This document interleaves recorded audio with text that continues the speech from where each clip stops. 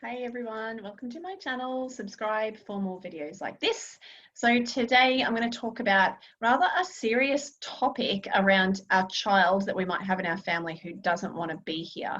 In whatever way that pans out, it can be the extreme of suicide talk or even just looking at them thinking, wow, but also coming back to those children who might show, I'd rather be alone in my room, I really love having a book or a screen in my face.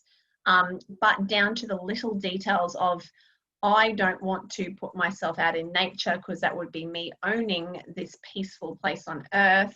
I've had a rough time here.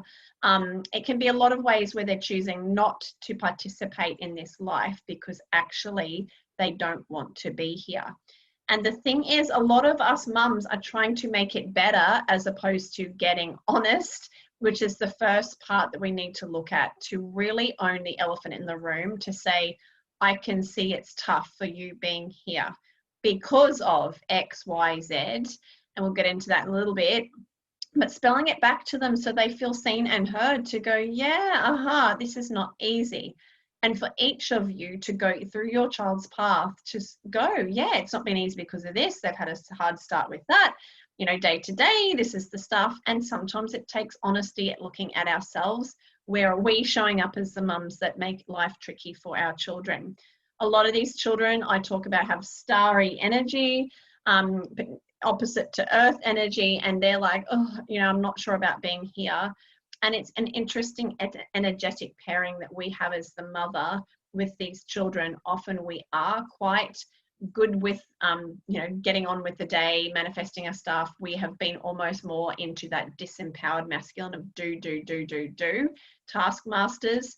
Our little wafty ones come in and meet us, energetic pair in the family. And I talk about this lots about the family web, where it's always seeking balance. So whoever comes into the family, it's always going to find balance in that opposite way. And so we come together with anyone that we meet like this, in that yin yang approach. So of course, a child who's like, whoa, I'm wafty, I'm disorganized, I would like things to slow down so I can make sense of all of this.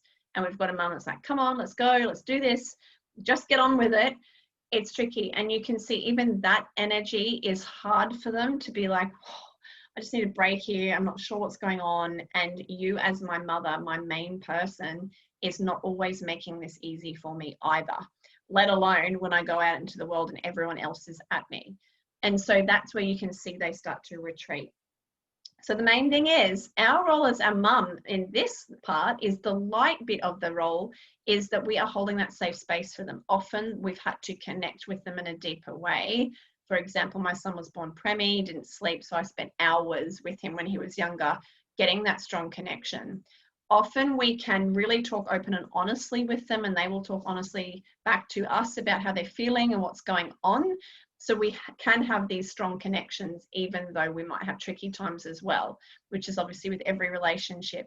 But the main part is for us to realize as mums, these children are going out into the world struggling, often because they are leaders, they are unique, they are different. And the society's responses to that can be really constricting for them to go, wow, I'm not appreciated here. I'm not recognized for my gifts. I'm not seen as who I am. And then it comes back to, well, what's the point in even showing up who I am and even wanting to go out into the world when no one is seeing me and appreciating me for what I have, which was my son, say, at school, and basically not being seen for his whole intuitive side. And it took me going, we've got to get you out of there because otherwise we're going to lose you, even though they were recognizing his intellectual side. So I'm just kind of going through a few different facets here, just tapping into what else do I need to say around this. But the main thing is to understand their path and to know that right now it can seem like they're like, oh, I want off this planet. I don't want to be here. This is not fun. Right now, our job is to understand that, sit with them, spell it out, and to really take that zoomed out or spiritual approach to go, let's both sit up on Saturn and look down at what's happening. Let's see what you are doing of good, even though it seems like it's not. We're all light beings here, and we've all got an actor, you know, face on. Look at the actors in your reality. Often these little starry kids are quite triggering to people, And you can go through that with your child to say, yes, you've really triggered a lot of people in your life, but what have they gotten out of you being in their life? So, for example, my son triggered a lot of teachers because he was very bright, and they'd get defensive when I'd say, hey, I think he needs more stimulation. But really, they walked away with that experience of like, okay, this is what it's like to have to nurture a bright child. In all sorts of ways, you can go through every last actor and really showing your child that they are all like beings underneath. They have an actor mask on top, and we can laugh to, they got me good. And I can say to my son, you know, like the deputy principal, she got me good. She came out and with all these things that she said and how she was, and I got triggered, frustrated, angry. She got me good. But the main part is I did my work with that and let all this stuff come up and, you know, made magic out of it. So I say to my son Hayden as well, you've triggered a lot of people. What those people have gotten out of, they may not consciously realize, but you are gradually turning people to see a different way and to see what you're bringing to them, so that these children can walk away with a touch more self-esteem to go, okay, I'm not here destroying everyone in my path, everyone's path in my way. I'm actually here doing what I said I'd do on my contract. I'd come in and I'd make your life difficult for this person, this person, this person, because making life difficult means change. That friction always makes a diamond. And helping them to see that, to go, okay, and even within the family unit, yes, you've triggered me. I always get triggered with you because of this, but look what you've done to make me change. And that helps us as mums to really own our child's path and their light, to go, what are they doing? And especially for me, but also the family unit, what have they come into this family doing? Why are they giving us resistance and tricky times? Oh, yes, what are we having to see out of this? What have I learned? What, as you know, my partner learned, sibling, all of that. And really owning that and talking out loud, especially in front of the other family members, you really have changed us. And owning that, it can be really easy to throw these tricky enough children under the bus and not even focusing on their light as the mums. And so, of course, they feel all this whole, no one's got me here. When instead we spread our heart space around them to say, I see you, I can see what you're here for, you're doing great things, it's been a tough, it's actually really shit often. And I even say this will not be the case, you know, I'm projecting forward, it will not be the case moving forward, it's only going to get better. It will still be tricky, but it will get better. Then they have some of that hope to go, okay, and then the rest of the family can also hear that. And the more we own our child's light as the mum, the more the rest of the family starts to as well. And that's what these children need, is more people around them owning their light rather than focusing on their shadows. And so then we can understand, yes, with all these people, we look and go, gosh, that everyone's focusing on their shadows. No wonder they want to run away and hide with books, with screens, you know, with anything that they can get away to, of course. And so then we move on to that side of things, to go, we have to make peace with the path that we don't want to push our children towards depression, anxiety, suicide, any of that, and really having that moment of like, I just got to get out of here. I just can't stand it anymore. And that's where we come back to heart connection is priority over anything else we think is their better path. So I always talk about screen time as an example. If that means that we say, yes, I can see you want into a different reality for a fair bit of your day, or even part of your day, or I know you really look forward to going into this other reality on the screens in some of your day, then us being on board with that and saying that's okay and that's a good thing, because then you get a break and we start to scan ourselves in the day to go, yeah, what else am I using as my crutch to get through this tricky day, for, you know, tricky days for me as a mum as well. What if someone took that away from me? Or what if someone's constantly on my case that this is not a good thing, this is not a good thing, this is not a good thing? Of course, then you feel guilty having it, so you actually can't even sit in that safe space to go, yes, this is nice, I can relax, I will get off more happily and I will go out. So I'm just scanning to see if there's anything else. The other thing is with our children's path, it's like they are sitting ducks. So right now they've come in, they've had their tricky times, they've set themselves up with a good pile of blocks to work through themselves. And we have to understand it's like a travelator, their path or their soul contract. It's going along. At some point, something's going to drop in where they're going to go, oh, yes, I opt into this life here on earth. I could be useful. Someone's valuing what I have to share. I'm off and I'm running. So the main part is us mums working on our fear. Any fears that we're coming from back here to go, they'll never make it in the world, or what am I doing? Working through that and really allowing that stuff to come up. So our inner work as a mum, me as a mother of a child who is feeling the pressure to get them to their highest potential, or to make sure they don't stuff up their path.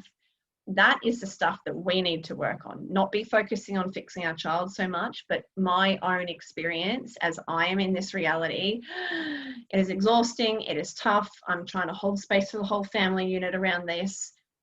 And oh my gosh, am I throwing my child under the bus? Gosh, I feel so sad. Look at that. They're obviously having a really tough time. And fundamentally, I want them to enjoy this, and I want to have that heart space, and I want to carry them and nurture them forward on this journey rather than being at them all the time. That's when we have to choose that path every day to go, okay, what am I doing to take them on their best path? And making sure that we are basically holding space for them until this time comes on the Travelator timeline, that they go, yay, I'm here, I've made peace, I'm choosing to be here on earth, even somewhat more, and going forth on their path. So for example, my son Hayden, he astral projects. He has a lot of stuff that he brings through about space. He's been shut down with solar system overdone at school, so he doesn't want a bar of it right now. So he's kind of got his past sitting here, but he doesn't want to look at it because he's of the trauma that he's had around this topic and really being dull and bored with it. And so it's kind of this point of him simmering along, and I can see at some point someone's going to say, well, you've got a lot of information there. Would you share it? Because we only know this. And he's going to be like, do you only know this? Which he already does know about a lot of what Earth doesn't know. But when he is going to be asked to be useful, it's almost like you can tell any of us when someone would ask us to share something that we really know a lot of and we're passionate about because it's our gift, you almost can't help but opt in. And so that's what I see, is that we need to be nurturing our children along until that time comes that they go, yes. And so then this part here is all about how are we setting them up to do earth life, to understand what's going on from the spiritual point of view. So they're getting it, even if they only want to half listen to it. The time when they opt in, they're going to be so much more high vibe, like, yay, I'm excited, I'm going to do this stuff. All of this other stuff we've been saying just nice and gently and lightly will filter straight in, and they will be off and running. It's a bit like when we talk about healthy eating and the child goes through an interesting teenage period, but they've heard that stuff and they come back around to it. So that is our role as a mum right now, is to really get on our child's page, coming from that same angle rather than going against them, making sure we are always bathing them in our heart space as much as possible, so that they can feel like, oh, I've got someone that's caught me in a little nest here on earth, and it feels somewhat comfortable to be here. Someone understands me, someone's hearing me, someone is seeing what I'm going through. And then by doing that, we're spreading that heart space like perfume, so that other family members start to go, well, yeah, I'd hold a fierce heart space for this boy as well, my son, my brother, rather than, oh, yeah, he's so annoying, and oh, I dread this going on, or, you know, we've all got the screen issue or whatever it is. It's more coming back to that, but it starts from you as the mum to really own it yourself and to really pull out those emotions of fear, of grief, of sadness, all those things of like, oh, my child's not going on the path that I thought they were going to. They're not taking the path that I think would be the best. And that's another one for us to let go of frustration and anger and irritation. But screen time's not good for you. Or you need to get out and socialize instead of reading books. It's more making peace with their path is their path. And how they go along on their path has nothing to do with us. It is full of shadows, like every person's path is. And it's more like, will I hold space for that? Or will I try to shift it and change it? And that's instead where we're basically allowing our child to clock resentment against us as well. And it's not going to end well, especially as they move forward to the teen years and beyond.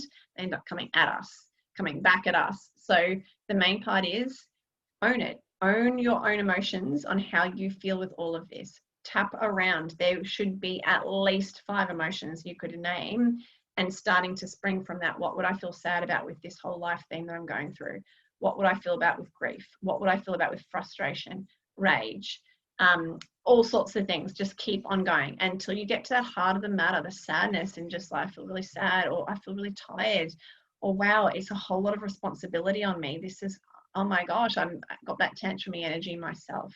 And always reflecting back, whatever your child's going through, am I going through that too? Am I opting into this life here on earth? Am I actually putting stuff in my face so I don't have to be fully present?